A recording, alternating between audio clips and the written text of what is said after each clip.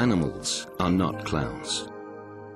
An undercover investigation by the Captive Animals Protection Society. Throughout the stunning landscapes of Africa and Asia, elephants such as these live in close-knit family groups, roaming over a wide and diverse habitat. They are incredibly social and active animals, well suited to their forest, grassland, and savanna homes. But not every elephant has this freedom. Today, in circuses right across the UK, there are dozens of animals, wild and domestic, who have a very different home. A home built on the foundations of misery, boredom, and confinement. A home where they are forced to perform pointless tricks for our entertainment. Going undercover and under the canvas of the big top, the Captive Animals Protection Society has shadowed these circuses as they toured the country. Infiltrating Britain's animal circuses, our investigators have been left shocked and saddened by what they've seen. A circus life consists of constant transportation, confinement, and exploitation. Cages, chains, and other restrictions are all part of the daily routine for these animals. The circus comes to town for just a few days, but they are constantly on the move, as are the animals. But even for short journeys, animals can spend long periods on lorries. This elephant was put on a transporter 5 hours before the circus even left the site.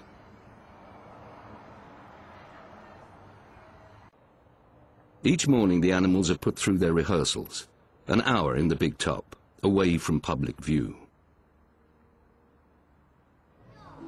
Performing the same tricks day in, day out, provides little stimulation for these animals. Moreover, for most of the day, they are confined to cages on the backs of lorries, tied up or chained by their legs. If they are lucky, they will have occasional access to an outdoor pen. But even these don't always provide much for them to do. At night, it's back to the confinement. This circus made much of its claim that its elephants had a paddock to use during the day. It's hardly what they call a natural environment. And every night, after the audience goes home, these 3 elephants were chained by 2 legs, where they remain for the next 11 hours. These scenes were filmed by an undercover CAPS investigator who worked at the UK's largest animal circus. And despite this elephant at another circus being in an electrified pen, which gives her an extra few meters space, the straw surrounding her legs is a sign she may well be chained. It's no wonder that in conditions like this, animals show signs of disturbed behavior, often pacing up and down or rocking from side to side.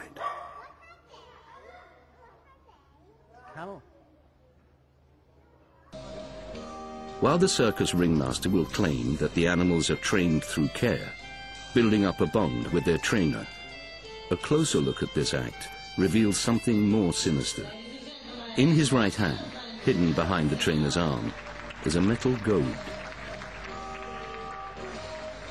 used to push and pull the elephant to ensure her compliance with the act.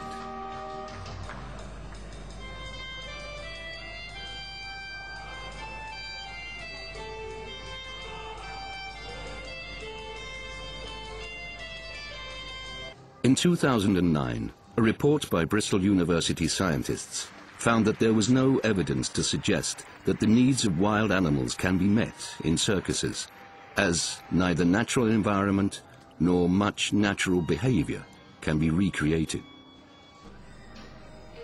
Ethically, there can be no justification for making animals perform for our entertainment.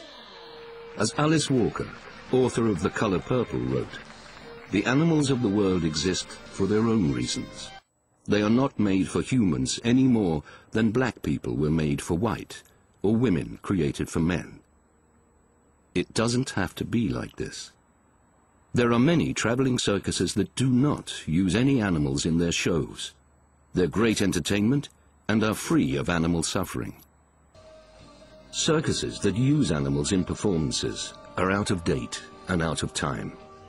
CAPS is campaigning for an immediate end to the use of all animals in circuses, and with your help, we can consign them to the history books. You can take 2 easy steps today. Pledge to support only all human circuses and encourage friends and family to do the same. Please help CAPS in our efforts to protect animals.